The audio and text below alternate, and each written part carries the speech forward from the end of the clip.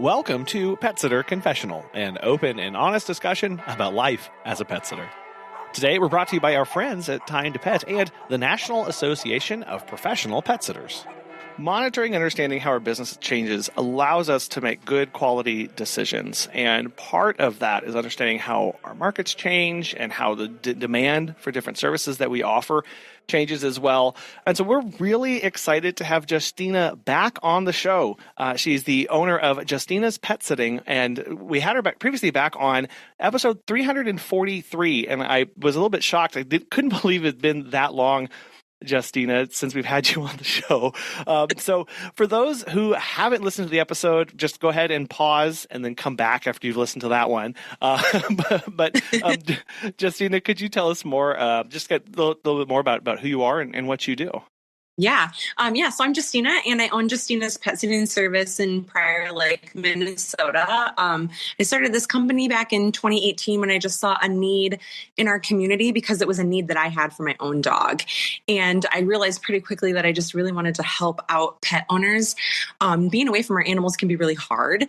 And if I could put them at ease in any way, I wanted to do that. So I kind of dove in headfirst to help the community feel better about leaving their pets behind, whether that meant going to work or going on vacation or anything like that. And we have grown from just me back in 2018 to we've got 10 employees and my husband and I running the company and just having a lot of fun in our community. I love, as the introduction there, Justina, you talked about kind of that community first aspect of your business. How does that impact how you operate and the kind of services that you offer?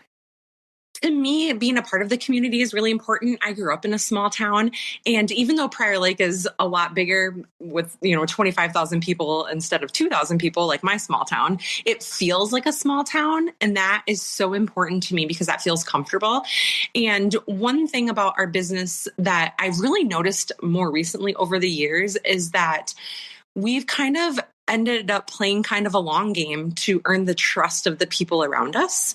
And we've done that just by getting really involved in things that are going on in the community. So whether that's like volunteering or some of the different organizations that we've joined, we've kind of become a household name because of it. Everybody knows Justina's Pet Sitting Service, not necessarily because they've used us, but their neighbor has, or their brother has, or their sister has, or they have, and they've recommended all of their friends and family to us. And just the other day, I gave a presentation at our Chamber of Commerce, and somebody who I've been in this group with for now almost 7 years said, you don't see a post on any of our Facebook community groups asking for a pet sitter without your name being mentioned over and over and over. And I'll go look at some of those, and I don't even know half the people that are recommending us, but they've heard good things about us. And so that's just so huge to me because these are our babies and we don't want to just leave them with anybody. So it's great to know that we've earned that trust in our community. Yeah, and really have the voice of the community behind you, right? Like that speaks volumes especially when you have basically complete strangers being like, I've never used these people, but they look amazing. You should, right? It's like, oh wow, that feels so good. Yes. Well, you mentioned a little bit about the growth of your business there. What are some of the biggest changes that you've seen in just your business recently? Some of the biggest changes are really nothing big, I wouldn't say. We have grown our team, which is really important to us because part of trusting us to take care of their pets is that clients know that we're going to be there. So I would just say like one of our biggest changes is that we're just like constantly growing and we're evolving and we're figuring out like how to meet the needs in a way that makes the most sense for our business and makes the most sense for our employees. And that's just important to us because when we talk about the fact that we have a team approach, it can really scare some people off. They're like, there's going to be more than one person coming and I don't know if my dog's going to like that. But here's a great example. We have a big snowstorm coming tomorrow. So they say, like I say that in quotations because this is Minnesota, we could get 2 inches, we could get 12 inches. And I see in some of our pet sitter groups, a lot of people are worried, like, what if I can't get to all my pets? and they're solo, they don't have a team. Well, we have so many people that are working for us, we can kind of split that up and we can spread that out. And I just love that about us. If somebody's car breaks down, if somebody's grandma's in the hospital, if somebody has any kind of emergency, we've got a backup plan. We are your first plan. We're plan A, we're plan B, we're plan C, and we're going to get people taken care of. Yeah. Man, that's so huge. You said, they trust that we're going to be there. And that's quite the mindset shift to make in our business when we go from they trust that I'm going to be there to we're going to be there. Because that's the promise that our business makes at that point of it's not just that one person is going to be there. It's that everything's going to be cared for. And that's a big, that's got a lot of weight to it. And it does mean you've got to have all of these things in place and understand exactly who you're bringing on and kind of what your processes are for each person too. Yeah, exactly. It's huge. And our clients, they just really love it and appreciate it. And even I reached out to everybody on vacation this weekend and I'm like, listen, I know you're in some tropical, amazing location and it's 80 degrees and you're basking in the sunlight and I'm so jealous, but it's going to snow here. Yeah. So do you have someone coming to plow? We're kind of just trying to plan for those things, right? We're thinking ahead, thinking of the worst. What if we can't get to you? Do we need to do some really late night potty breaks tonight? Because maybe we can't get there till 8 or 9 tomorrow, depending on the weather and that sort of thing. So we're always trying to kind of be proactive. And I think everybody just appreciates that. Yeah. And especially whenever you have people who are we have clients who are in the Bahamas or on their nice tropical retreat. And at first, I remember being frustrated whenever I wouldn't hear back from them, when they wouldn't respond to those kind of messages. And I'd be like, why aren't they? But now more than ever, I go, well, I think it's a testament to the trust that they have in us that they don't respond, that they're not blowing up my phone because they're just like, oh yeah, they've got it, right? They're going to, why would I insert myself here when the professionals are handling it? And when you can get some clients like that, it really is a nice confidence booster, especially with, through some struggles where you're like, I don't know, why do people use me? Why are they here? And then you get some clients who are just like, yeah, whatever, you guys get it. I'm going to go enjoy my vacation. It's like, that's actually a huge compliment these days. Absolutely. And we all know we're getting enough messages and emails anyways. So if we can just limit that down to what we need, we'll take it, right? Exactly. It's like, I'd actually, if you could just not respond, that'd be great. Thanks. No. But it is that proactive nature. Mm-hmm. And I think many times I have seen some business owners who kind of get resentful about that, of going, am I always having to think about this? Right? Is it my job to have to? And in some respects it is, because they did hire us to think through those, reminding them, hey, you might not have thought about it because you're on vacation, but guess what? Do you have the snow removal company coming over? Because it's about to be here. Yep, exactly. Yeah. Well, as far as what you've seen, so your business there, you're growing, you're building that robust team. What about just maybe we'll start in your local area or the industry in general, kind of how you are seeing the shifts and expectations change there? Just from our clients. Yeah. I think it's kind of interesting to think about this. I think that I see less changes in expectations from clients, less as we go on, because I have been better about knowing exactly how I run my business. I set the expectations. I set the boundaries. We're really clear and upfront when we start. This is what we do. This is how we do it. And if it doesn't work for a client, oftentimes that's okay. Maybe we're not right for you. Or they'll be like, well, that's not really what I was expecting, but actually, I like that a lot. And so I think it's pretty rare that we would lose a client because they have a different expectation, because more than likely we've just opened their eyes to, kind of like you said a little bit ago, you're the experts, you tell me what you need. And I see more and more of that in recent years when I go meet a new client for a meet and greet, and I'm like, okay, this is what we do, right? For dogs, we have a minimum of 3 visits a day. If you are adamant that you want less than 3 visits a day, we're just not your pet sitter. There's somebody else out there that's okay with doing 2 visits a day or whatever it is, but this is kind of our rules. And when we explain it and say, why in almost 7 years of business, dogs need at least 3 visits a day. They need that socialization. And then they just trust us. They're like, okay, like you've been doing this. You've done thousands of visits, right? We've serviced, I just did the math. I think it's like 750 clients over the last almost 7 years. Wow. And so it's kind of like what I was saying, like we're kind of that household name. People are like, okay, well, if Justina says this is what we should do, then maybe this is what we should do. Like there's a reason that what she's doing works.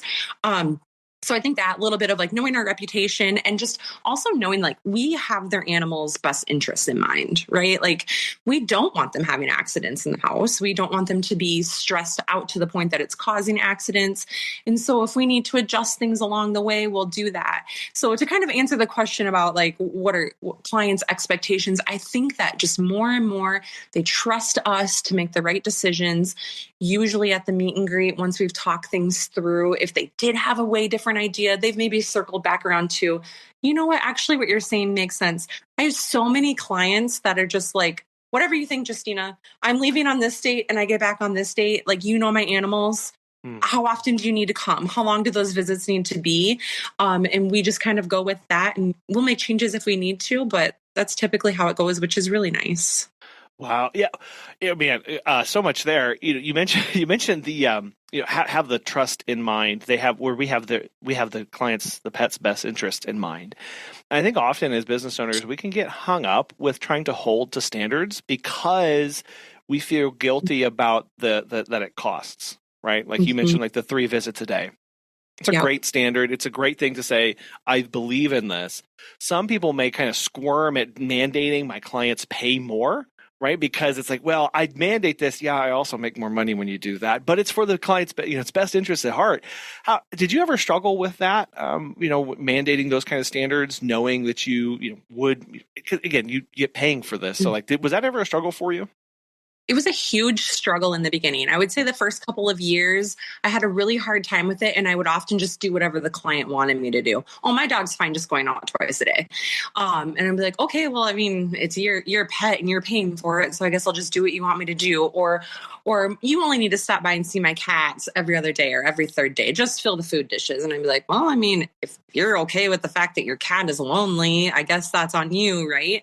But then as time has gone on, and I would say a combination of just our experience, thinking about my own pets and what I would want for them is a huge part of it. And then just trainings that we've done over the years, I've come to realize that like, even though you're okay with that as a client, I'm just really not. And I don't feel good about it. So it took some time. And I think it was a combination of like growth in clients, but then also growing a team and realizing that we just need set standards and policies across the board that make sense for everybody and that we'll never waver from. Because what would happen is I'd be like, well, actually, maybe this cat would be okay with every other day visits, but this cat's really not okay. Like, how do you justify that? And you're like, okay, we just need some SOPs. We just need something like, okay, here's our policies. This is what we do. And it became easier and easier to stand behind them because I would just say, this is our policy. And then it's no longer Justina wavering and wondering and trying to figure out the best plan. It's just straight up, these are our rules and we follow them for everybody. Yeah. I mean, just how you said at the very beginning of, you set the expectations, right? Of not just what you do, but how you do it.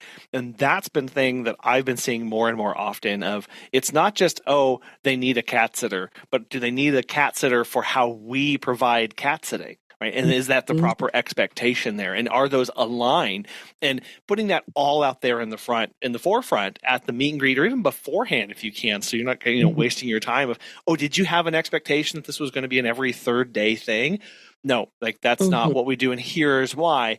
And that really does help A, educate on that standards do exist, but also B, it helps make sure that you are cultivating a culture and a clientele that are in support of you. Because if they're on board with you from the beginning, thinking or believing Justina's got my best interests at heart and she's doing this for the benefit of the pets, when you need to make additional changes or change or add new policies, right? It's easier to get people on board for that than us just serving them and however they want to be served.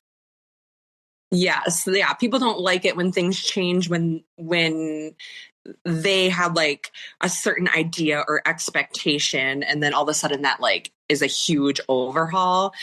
So it is a lot easier to start from the beginning. And that's one thing that we've always done is when somebody reaches out to me and they want information, I send them an email, and it is a lot of information, and it probably turns some clients off and might be a little bit overwhelming.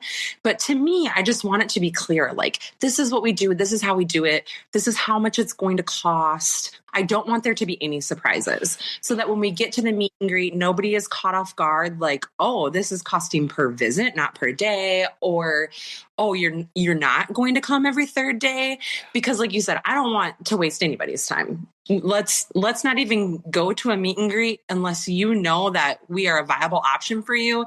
And the only way that maybe you would choose not to use us after a meet and greet is because you just didn't like me. Yeah. And I can take that, right? Don't like me all you want.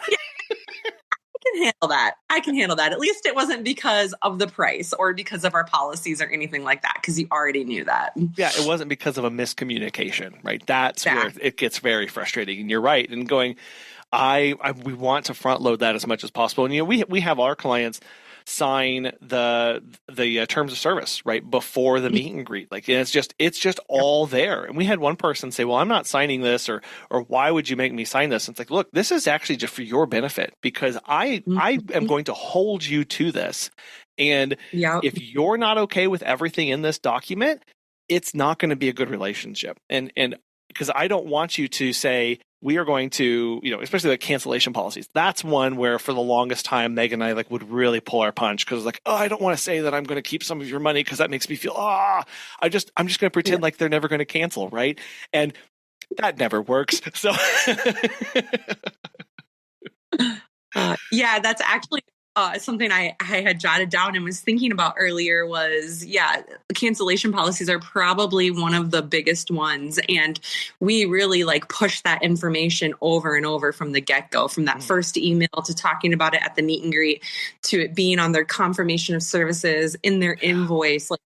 There should be no surprises that if you canceled the day before, you're going to be charged. Right. Well, and so I know one of the services that you offer, at least I think you kind of offer some on-demand services. So kind of leading from that, then, how do you make those work for your clients and for your employees and scheduling and everything? Mm-hmm. So we do offer on-demand services for any clients that are already set up in our system, so that they can just go in and schedule things. What we actually have done, so we've had our cancellation policies in place for quite a while, but we created a new policy this year. So we kind of reevaluate everything at the end of the year. We send out an email to our clients, if there's going to be price increases on anything. Here's a reminder of our cancellation policy. It has not changed, same policy it's always been. And then we added a new policy for last minute bookings. What we were finding was we have a lot of midday dog walks, for example, many of them that are just set. They know they need us Monday through Friday, or Monday, Wednesday, Friday. We just have those automatically set up. But we have a lot of people whose schedule changes. Sometimes they work from home. Sometimes they go in. They don't know necessarily weeks in advance what that's going to look like. So we've started sending out a weekly email. Hey, this is your reminder to book anything that you need for next week. If you don't book by Friday at noon, there is a 10% fee for anything booked next week after that. And my biggest thing was, when I told clients this, I don't want that 10%. I would prefer that nobody ever have to pay that. What I was trying to do is just encourage them to plan ahead and think ahead. Because, as you know, and most pet sitters who have a team know, that the schedule takes up a big part of your day. And if somebody adds things last minute, one person's not a big deal. But when you have 3 or 4 last minute additions and maybe a cancellation on top of it, now you're redoing the whole route, and you're trying to figure out which pet sitter's on this side of town, which is on this side of town. Have they met those 3 Rottweilers? We can't send them in blind, so you're doing just a lot of revision and revamp. And I think most people just don't realize that, right? They're not thinking about that. They just know that we show up and we do our job, and we do a great job, and they're not thinking about the back end, which is kind of the beauty of things, right? We don't want them to stress about that. But it really has encouraged clients to get things booked. And it's been so nice, because then on Friday, I'm kind of finalizing things for the following week. And for like our midday dog walks, our cancellation policy is a 24-hour notice. If they cancel 24 hours in advance, they won't get charged. But if they cancel less than that, they will be charged because I'm going to pay my team for it. They knew their schedule for the next day. They were planning to be there. They planned their day around it. I want to make sure that I pay them for that. Yeah. So we really adhere to that and stick to that pretty strongly now. So that was kind of a good change. I've noticed that people are planning ahead a little bit better. Even people who are planning their vacations better in the past, they would just go in and like book us starting the next day for their, 4-day vacation because they knew that we would be there, because we will be there. And I was like, okay, we have to do something different here. We will be there, but will you please book earlier? I felt that in my soul, Justina, when you said that. It's like, I really appreciate all of the faith and trust that you have in us and being able to handle this, but you just caused an hour and a half of a headache and turmoil in my life. So yeah, and that is what you're doing really there is you're trying to encourage the behavior, but also you're kind of counting the costs too, because it's like if you did have to have an emergency rescheduling thing if you had admin, if you had overhead for this stuff, like that is a cost to you. Yeah, there's the mental burden and the stress from getting everything done last minute, but just financially too, it's like, no, you're taking up more of my time to get this done and to fit you in. So from that perspective, it makes sense. And then from the behavior perspective, it also makes sense of, look, there is this thing. And literally all I'm asking you is for 3 to 4 days, right? Like at the end, like that, just 3 or 4 days of advance understanding, like that's all we're asking here. Mm-hmm. Exactly. So it's going good for 2025. We're going to keep doing it. So have you heard of Time to Pet? Dan from NYC Pooch has this to say. Time to Pet has been a total game changer for us. It helped us streamline many aspects of our operation, from scheduling and communication to billing and customer management. We actually tested other pet sitting softwares in the past, but these other solutions were clunky and riddled with problems. Everything in Time to Pet has been so well thought out. It's intuitive, feature-rich, and it's always improving. If you're looking for new pet sitting software, give Time to Pet a try. Listeners of our show will save 50% off your first 3 months by visiting timetopet.com/confessional. Well, good. And I guess I know that kind of on-demand, that as-needed stuff, like that, we do want to be there for our clients when they need us. But then we also have to balance that with the realities of running a business. We just can't drop everything that we're doing to go rush over and meet this need. And you mentioned one is probably fine to fit in, but when you get 5, boy howdy, have I learned that there's a subset of our clients who 7:33 p.m. is when they sit down to schedule their. It's like it's my goodness, the amount of requests that come in at like this very specific time window, and I'm like, okay. And you're right, it's just because they go, that's when they're planning, and we've got to set that expectation to go, I understand when you're planning, but I need some planning too. And this is how we need to be moving in this direction together, right, to benefit everybody. Exactly. And obviously, there are things that happen, right? You get called into work, you realize you're going to have a late meeting, or your boss said you're traveling this weekend, and they can't plan ahead.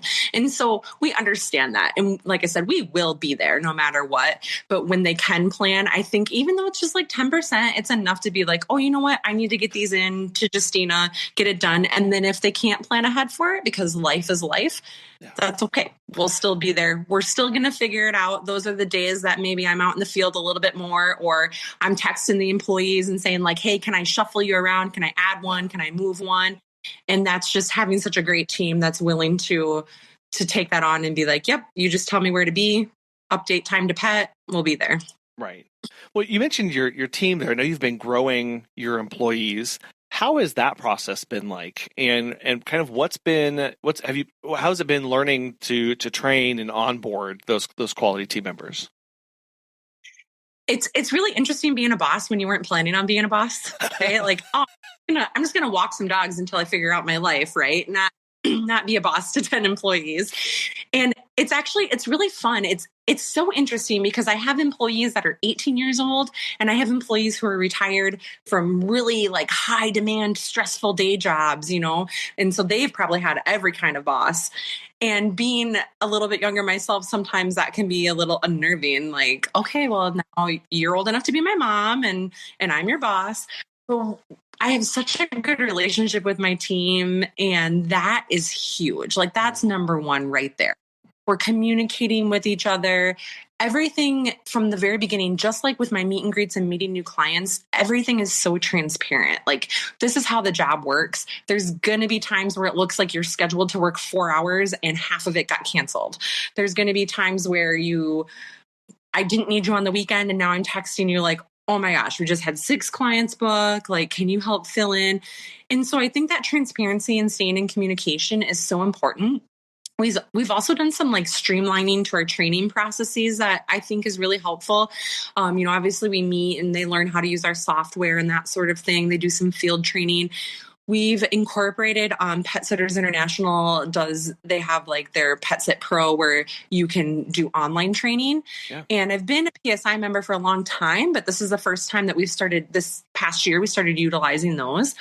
I love it because I have this like baseline of everybody's going to do this specific training. Everybody's going to be on the same page. And then when we have like our bird clients, you're going to do the bird training. You're going to do the bunny training. We can very confidently say we are experts in our field. Like, we are going above and beyond. We're not just walking your dog. Like, there's a lot more to it than that. And then what I found too was, this is a weird job, right, Colin? Like, we don't see other people. Tell me more, Justina. This is a weird job. So, especially for my employees who maybe went from being surrounded by people and hustle and bustle and maybe getting constant feedback from their coworkers or their peers or their bosses. I found, because I'm the kind of person that needs positive feedback. I need to be told, hey, Justina, you're doing a good job. And I don't have a boss anymore to do that. So I have found my own ways of getting that through my peers, through networking and through things like that. But it's pushed me to make sure I'm giving that to my team. I could go months and months and months and not see some of them.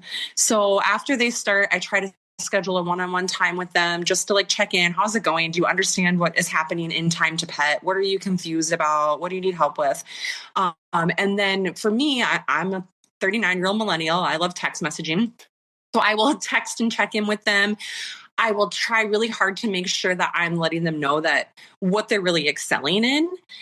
But I'm a genuine person. So I'm not someone who's just going to like blow smoke. Like, if I'm texting you to say like, hey, you did awesome at this, or I appreciate this, I really truly mean it. And I think that my employees know that. Like, I think that's probably why we have such a great rapport.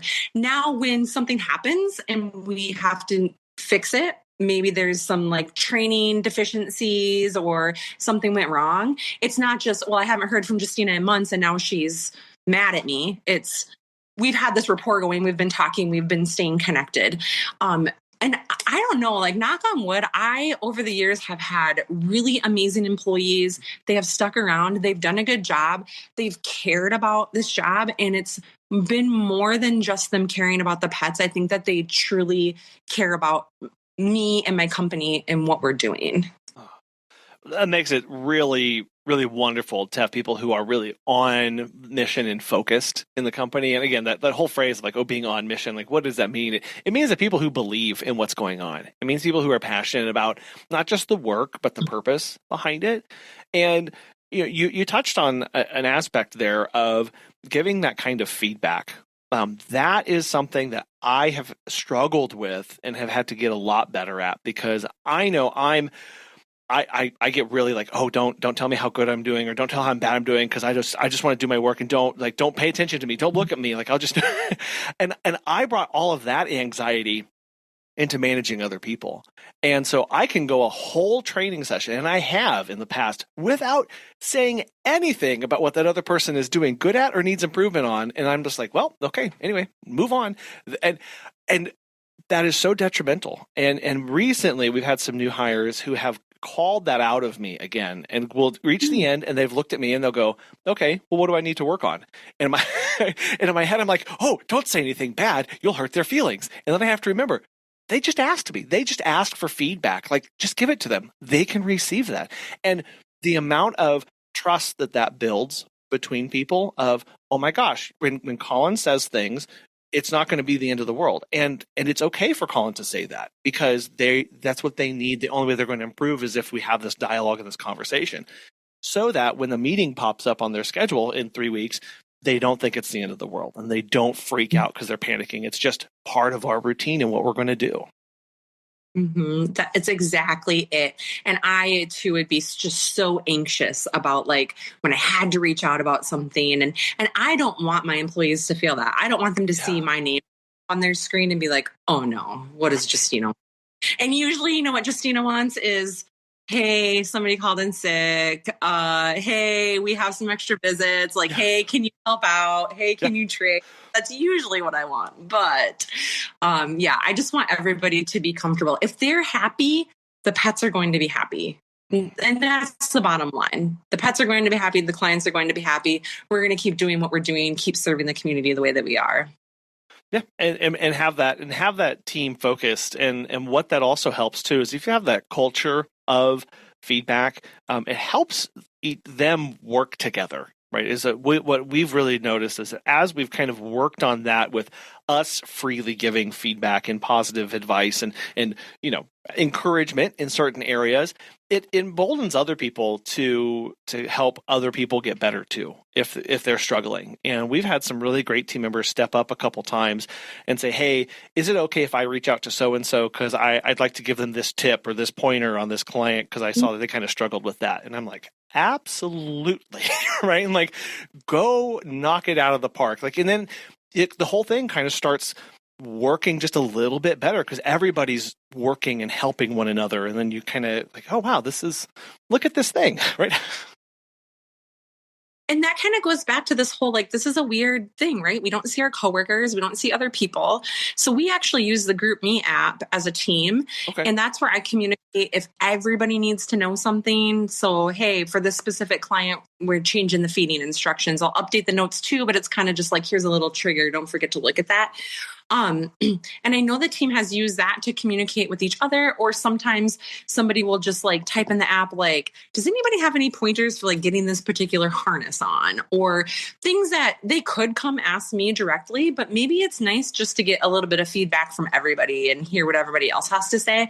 And even though I would say for the most part, most of my team has not met each other, they at least like see pictures, see a name, and then you feel like you're a part of the team. Yeah, we actually have a few people that are like hardcore gamers and they do like online gaming and they're part of that. And what they've been able to do is turn that collaborative mindset with the team and get everybody kind of on that. Because when you're playing a game long distance with somebody in Australia or in Great Britain or in New Zealand, it's like you're never going to meet these people in real life, but you can foster that relationship through how you communicate with one another, the tips and advice that you share. And I like seeing that kind of work. I'm going, oh, wow. Like I never would have thought that aspect would come in and influence it so much. So it is so wonderful to see that camaraderie build so that when we do have those few moments where we can have a team meeting or a Christmas get together or whatever, it's like we've heard it a couple times where they're like, well, I've never met any of you, but I do feel like I know most of you. And it's like that does feel good. And I'm glad that we can kind of have just a little piece of that in what we do. Yeah. A little piece of normal. No, or whatever normal actually is. I don't know. Well, I'd be remiss, Justine, if I didn't ask you about one of the services that I know you offer as far as the with rabbits and guinea pigs and those niche things that you're offering there. How is that going? We love our rabbit and guinea pig clients. Like I think that outside of obviously the community knows us and what we do, the community knows that Justina is a rabbit person. Like they just like when they have rabbit questions, when they need a vet recommendation, things like that. So we have a lot of rabbit clients. I can't remember if at the time of our last interview, if I was boarding rabbits at that time. You were just starting to do just a little bit of that, I think, or you had talked about getting more into it. Yeah. So we used to board rabbits before my kids were born, and then we transferred kind of all of those clients to in-home. Okay. Basically. So we have a lot of rabbits where we go twice a day. And this is one of our standards of care as well. With rabbits and guinea pigs, we go twice a day. I know how important it is that they are eating and they're drinking and their bowels are moving. And once a day just isn't enough for those little critters, because if you've gone 24 hours and something is wrong, it's too late typically. So we're really strict about that. We've made a few exceptions with clients who I know have like camera monitoring systems and they're able to monitor that way. And those are usually the clients who are just as nervous and worried about the rabbits as I am. So we can usually work something out there, but we go twice a day to make sure that everybody's doing good. And we just love it. It's such a happy break when it's 20 below outside. You've been walking dogs and doing breakfast visits and go. And then you get to just go like pet and hang out with the rabbit and feed it treats. Or when it's 100 degrees in July and now you get to hang out with the cute little bunny for a little bit. My team has really become bunny experts because of my own rabbits. I have 3 right now and 2 of them are 11 and one of them is like 7 or 8. And all of my rabbits have lived a really long time. So they've seen like health issues. I say it's like my little geriatric wing. 2 of them are on gabapentin because they have arthritis. 1 gets eye drops. So my team just like, they know how to handle rabbits because I'm like, you're going to medicate my bunnies and this is what you're going to look for and watch for. And it's kind of cool. I have a couple employees who already knew about rabbits. So they kind of came on as experts. And that was really nice for me to know, like, I don't need to like train you in on the nuances. And then it's really fun for the new people who are like, well, I had rabbits growing up, but we kept them outside. It was way different than this. And I love educating. So that's kind of where that little piece comes in. I get my chance to educate and then I get my bunny fix. Well, so what was that? I mean, how was that received by your clients when you went from doing the boarding to then out call only? Because that, obviously they wanted the boarding for a very particular reason. What was that transition like? Mm-hmm. It was a little bit tough because, yes, they wanted boarding because they wanted their rabbits closely monitored, which makes sense. But also the boarding was cheaper than us going a couple times a day. So for a lot of them, their prices doubled or even tripled, depending on what that looked like. So it was a little bit hard at first. But also they had that reassurance of knowing that the team was trained, the team knows what they're doing. So even though it wasn't me personally doing that hands-on care, that they were still getting the best of the best. They were getting people that I trained, people that I felt comfortable taking care of my own rabbits. And for the most part, it was no big deal. As long as they lived in our service area, they remained clients and we just started going in home. And then it just kind of has continued to grow. I think that with rabbits and guinea pigs, a lot of people think like, oh, you just leave them, leave them some hay, leave them some food, leave them a big thing of water. They're going to be fine. But our clients who use us, and when we tell them that whole, like, we need to come twice a day, they're like, yeah.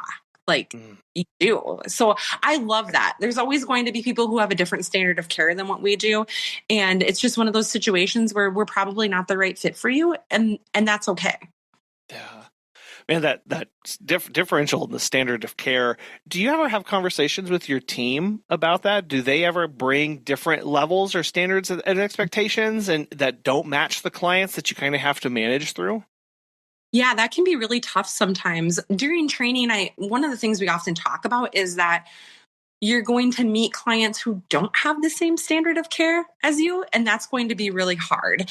And so we talk a lot about like what's appropriate and what's not appropriate from an employee standpoint. If they ever have concerns about anything, come to me. Let me deal with it if it's something that like needs to be followed up with the client, especially if it's like a blatant, like, an animal is just being completely neglected or we're really worried about something's just not right or off. I don't necessarily want that coming from the team. But we talk a lot about if you notice something or see something that's like off, maybe like a dog is limping or you noticed a sore, that we make sure that we're not like accusatory when we talk to our clients, right? So it might just be like, hey, I haven't seen Fido in a while and I noticed that he was limping. You probably already know about it, but I just wanted to make sure that I pointed out in case it's something new. So we really talk about those nuances. Like, how do we talk to each other? How do we talk to our clients? We're doing everything in text, right? So there's so much that can be left, misread, misinterpreted. So I just often tell the team, and like, if you really have any big concerns, shoot me a text. I might already know about it because maybe the client has sent me a private message about what's going on.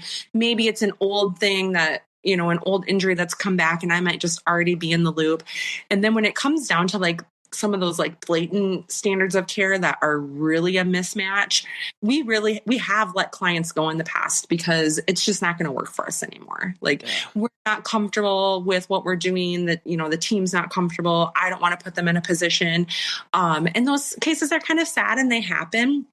And we just kind of talk through them as a team, and we have each other as sounding boards. And as long as they know that they can talk to me, I think that's the biggest thing.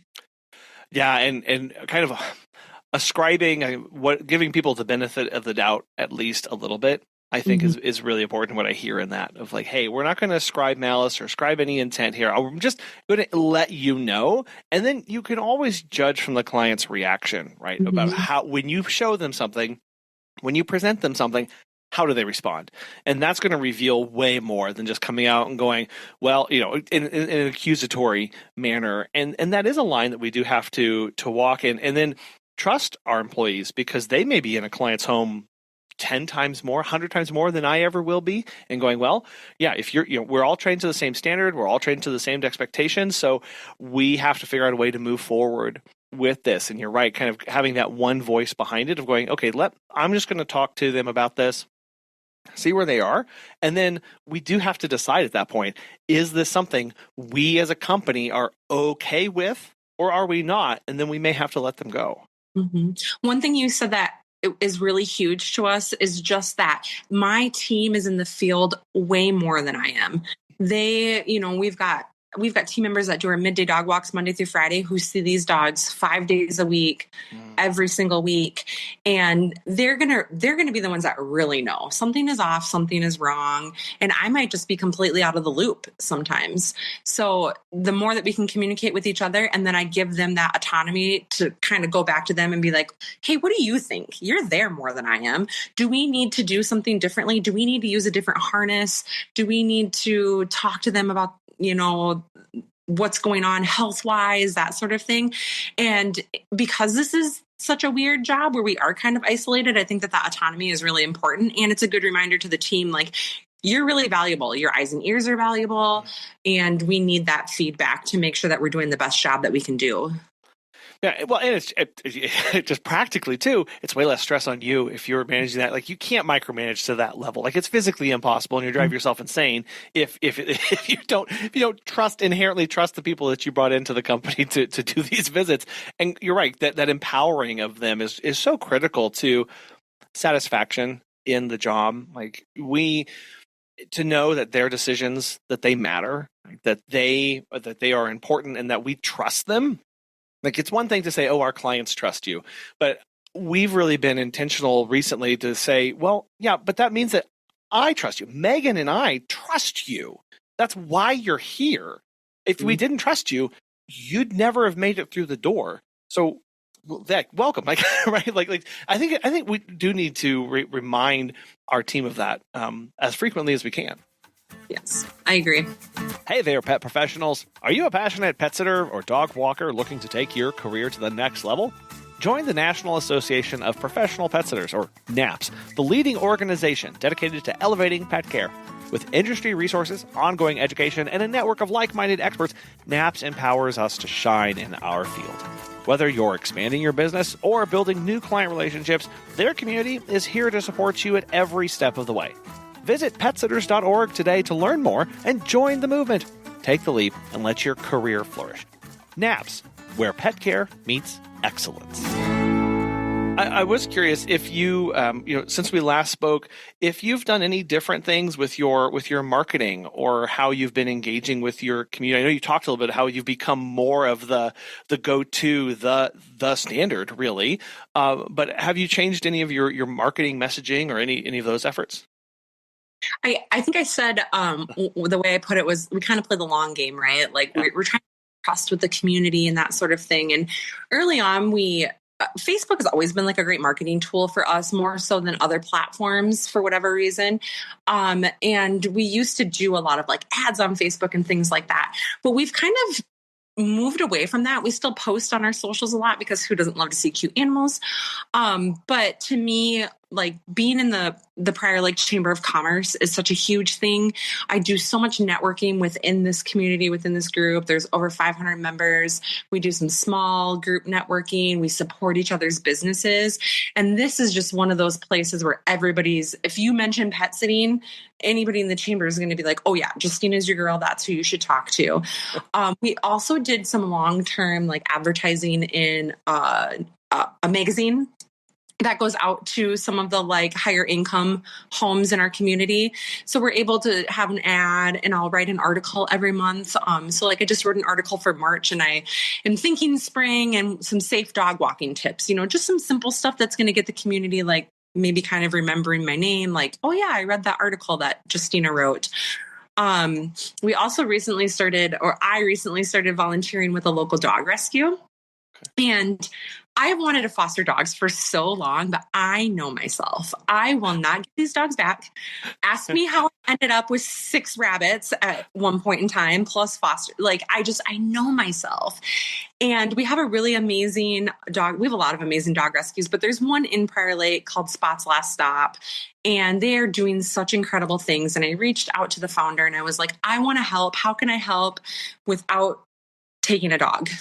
And so I have no self-control. I have no self-control, I have no boundaries, and I will bring a dog home and just tell my husband I'm sorry. So I'm like, we have to like rein this in. So what I've been able to do is I help, with different events. I can just go volunteer at events, volunteer with intake. And then we're doing some like temp fostering. So if a dog is in a foster home and they're going on vacation for just like the weekend, we'll temp foster that dog. It will go back to their foster. So really like taking that piece of separation to make sure that I don't get too attached is really important. And then another thing that I've noticed lately that I've been doing more of, and maybe it wasn't even on purpose, was that really showing more personal stuff in our like marketing and social media and that sort of thing. I really was just kind of focused on like, here's the dogs, here's this, here's that. But the more I show people like who I am and who my husband is, and like, here's our kids, here's our family. And this is a small business that we're running to support our family and to support our community. People love that. Like people, and I think about what I like to see when I'm scrolling my social media.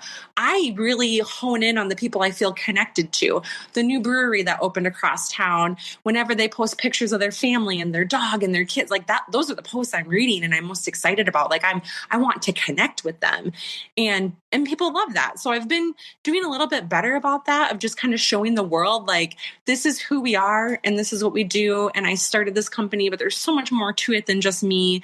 And I love that, because then I think I'm getting a little bit of that feedback that I kind of said I was looking for too as well, right? I don't have the boss saying you're doing a great job, but I have my community saying like, hey, Justina does a pretty great job. So trust her.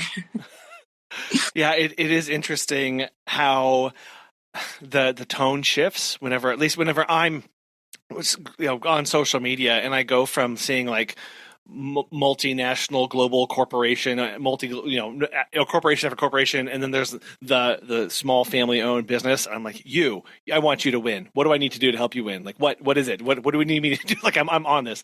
And that it is also a reminder that we as businesses, as we grow, as we expand, as we become more matured as the business and in the community, it is easy, regardless of whether it's just us or whether we have a team, to become a little bit disconnected, or for people's views to think of us a little bit differently. And I was really shocked by this when I was doing a recent, a spate of interviews last year. And I always ask, like, hey, what do you know about us and what we do? And someone said, well, I don't know if you're corporate or not, or like where you are. And I was like, we need to do something different, because apparently something got off. And that was just a good reminder of not everybody knows your story and not everybody knows your why. And we need to tell them more about that. I agree 100%. I think about all of the businesses in town that I network with, and the reason that I like them and I trust them is because I have gotten to know them as people, as humans, as individuals, and it kind of goes back to that like small town feel that we have here as well. We just all kind of stay connected to each other, take care of each other, and support each other. Yeah. Well, I know you said you're a member of the chamber, and I think you won a pretty interesting award recently. Talk to me about that and how it's impacted you and kind of the importance of that. Yeah. So the Prior Lake Chamber, we're a pretty big chamber with over 500 members. And every year they give out an award to Business Person of the Year and Business of the Year. And in the past, I've been nominated for Business Person of the Year, and I haven't won, which is totally fine because being nominated for it is just amazing enough, right? Like it just feels great. This is the first year that I was nominated for Business of the Year, and that felt different to me.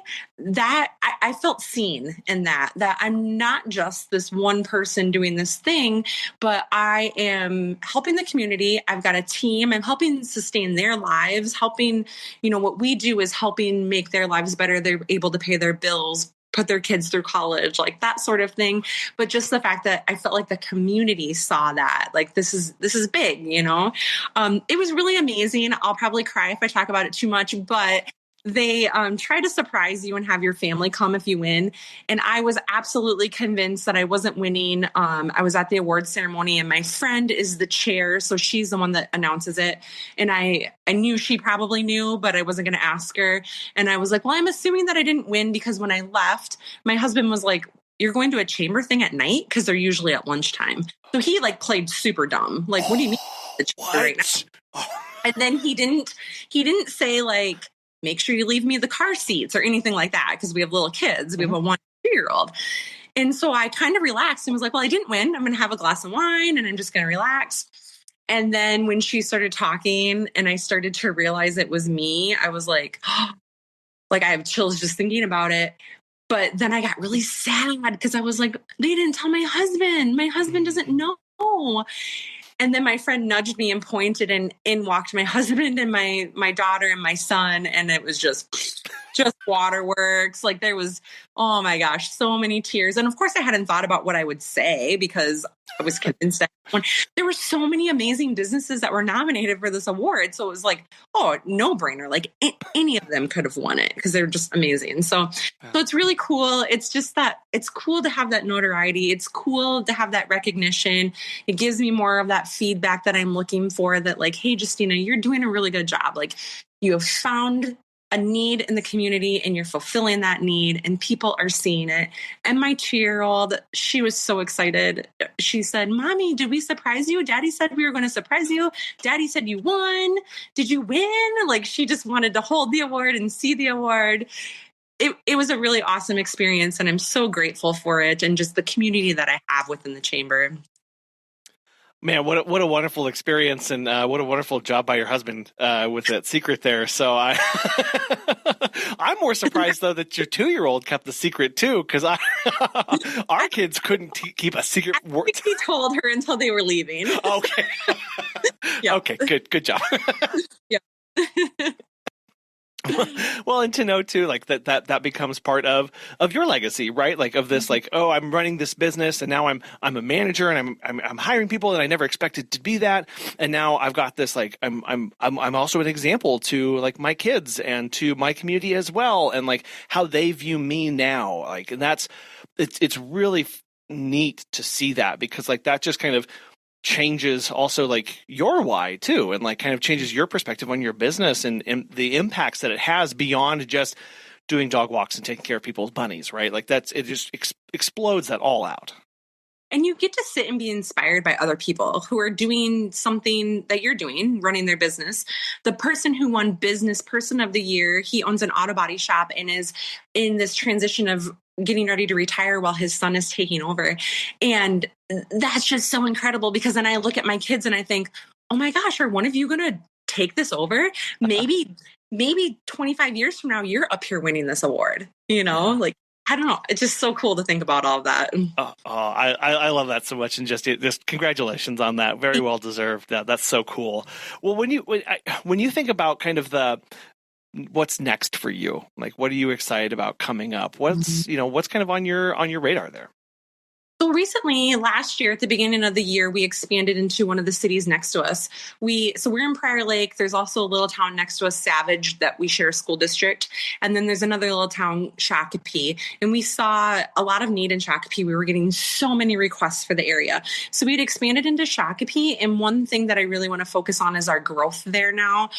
We have a lot of clients over there, but we could have a lot more. And we've done a lot of focus stuff in Prior Lake. So I joined the Shakopee Chamber of Commerce last year to start kind of get to know the other business owners over there, see what the need is, what are people looking for. And that's just been awesome to meet some new people. So I want to keep growing there. I want to keep doing my volunteer work with Spot's Last Stop, the rescue here in town. I think that there's just a lot of areas that I could help out in, and it feels good. Like, that's so important, right? To give back to the community in a different way. And then you see these dogs get adopted, and it warms your heart to be a part of that. So I want to make sure I stay involved in doing that sort of thing. I don't know if you're familiar with, like, if there's a Rotary in your area, but we have one in Prior Lake that's really strong and does a lot of great work. And I want to explore maybe getting involved in that. Just getting to know new people, but finding ways to give back to the community that make the most sense for us. And this one's kind of weird. And maybe there's other pet sitting business owners out there who can really relate.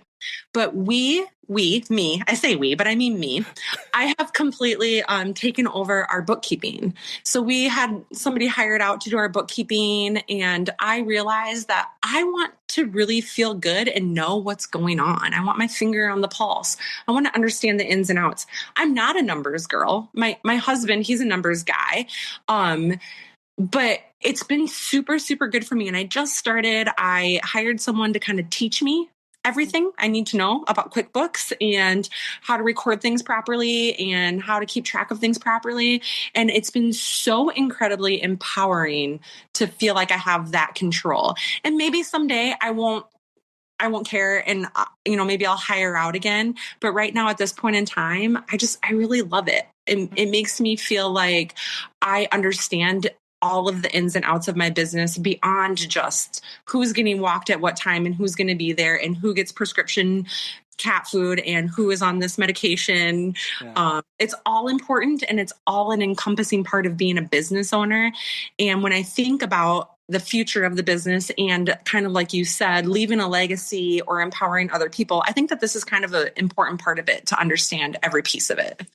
Yeah, I love that, of touching back on, like, it's kind of like we push things away or we move past things to focus on what we think is important. And then I think it is really prudent of us to every now and then just kind of do that sweep of my look back of, like, do I fully still understand, or is this still a good decision? And for you to go bookkeeping, let me drill down in that and let me get really comfortable again, right? Because I know, in the beginning, that's what you were doing. Like, I'm sure, it was kind of juggling a bunch of stuff, and you knew those, and kind of sounds like you grew a little distant and like, what is this? How is my business actually operating? This, and and we do that every now and then. And whether it's bookkeeping or whether it's scheduling or whether it's the training or the hiring or whatever, right? We have to go, let me drill down into this and really get a good idea of what's going on here. Mm-hmm. There's so many different facets to what we do when you own a pet sitting business. There's so many components. And sometimes I'll find myself like, I've been out of the field for too long. Like, I need to go do these midday dog walks again, right? Or I need to do vacation visits, because I'll go do one and I'll look at our notes and I'll be like, those are pretty outdated, Justina. Like, you need to do something different. And it's so great, because think about the jobs that you've had in the past where your boss was so far removed, but was making policies and telling you how to do your job. I don't want to be that boss. So that's one of those things where it's like, okay, what do I have to do? I need to get out there. I need to do the work. I need to talk to the employees. I need to see, what do we need to do differently? How can we make this more cohesive? There's just so many different little things, so many nuances within this business. And even though you maybe can't keep your finger on all of them at all times, which is why you have a team, right? And it's why I have such a great team that I trust, I'm able then to be like, okay, this is what I'm going to focus on for the moment. Yeah. I love that. Justina, thank you so much for coming on the show today, encouraging us to be good members of our community and growing those teams and growing those raving fans and investing back in the community and seeing ourselves kind of like this bigger, better purpose. And congrats on the win. Again, so well deserved and so fun to see that for you.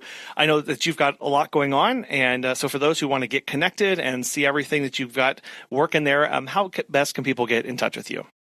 So you can find us online at www.justinaspetsitting.com. We're on Facebook and Instagram. Pretty easy to find us there too, Justina's Pet Sitting Service.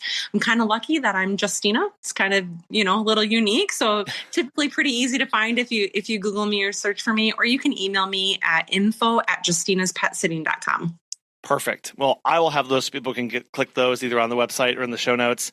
Justina, I'm so thankful for the time to get caught up with you and see all the exciting things that you're working on. This has been so much fun and an immense pleasure. Thank you so much. Yeah, thank you. Thanks for having me. I loved when Justina talked about being in this for the long game and building the trust of the people around us. And how did she do that? By getting involved in things and being a member of her community, giving back and contributing. Being there for people. When we look to our businesses, we've got to remember that it's not just about what happens right now or even tomorrow. When we can have a 10, 15, 20, 30 or more year vision down the road of what we could possibly do and where our business will be, that really changes the game with how we run our business, the things that we choose to invest in, and how we shape our life around it. We want to thank today's sponsors, Time to Pet, and the National Association of Professional Pet Sitters for making the show possible. And we really want to thank you so much for listening. We hope you have a wonderful rest of your week, and we'll be back again soon.